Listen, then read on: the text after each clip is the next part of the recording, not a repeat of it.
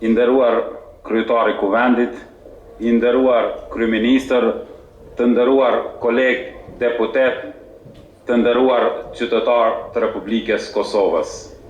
Sot, një dekadë gjysmë pas lufte, të flasim për një gjykatë speciale, më të vërtetë është mjerim, njëkohësisht ndjehem i trishtuar të diskutoj për një themelim të gjykatës speciale.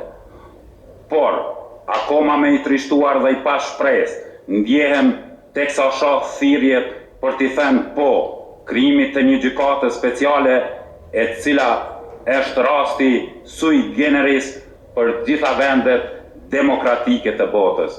Prandaj, pse Kosova duhet të jetë e para ndër shtetet e shkputura nga ish Jugoslavia. Ndjehemi pa shpresë, sepse në vend të kësaj do të doja të shihja një këmbgulje nga opinionin ndërkombëtar dhe qeverisë aktuale për ndërtimin e mirëfillt të gjyqësorit ton, për forcimin e tij, për pambarësinë e tij nga politika, e kështu do të ishte e mundshme që për krimet e supozuara të UÇK-s dhe për gjitha veprat për të cilat dyshohet që u bën në këtë vend të merrej gjyqësori jon. E jo sot të flasim për një gjykatë të tillë, e cila vjen si shkak i një politike të keqe 15 vjeçare që udhëhec shtetin ton dhe që shkatroi sistemin ton të drejtësisë. Prandaj, me krijimin e një gjykate speciale, thjesht do e rrisim jo besueshmërinë ndaj shtetit ligjor dhe do të tregojmë mosotësinë dhe mospjekurinë për të ndërtuar një shtet ku sundon ligji, një shtet të mirëfillt demokratik. Është edhe një fakt që bën absurd vendimin për krijimin e një gjykate të tillë, sepse me luftën e UÇK-s është marrë edhe Tribunali i Hagës i krijuar për krimet e luftës në ish Jugosllavi. Nga ajo gjykatë kemi pasur verdike për dyshimet për krime gjatë luftës në Kosovë, verdikte nga të cilat është dëshmuar pafajësia dhe pastërtia e luftës së UÇK-s.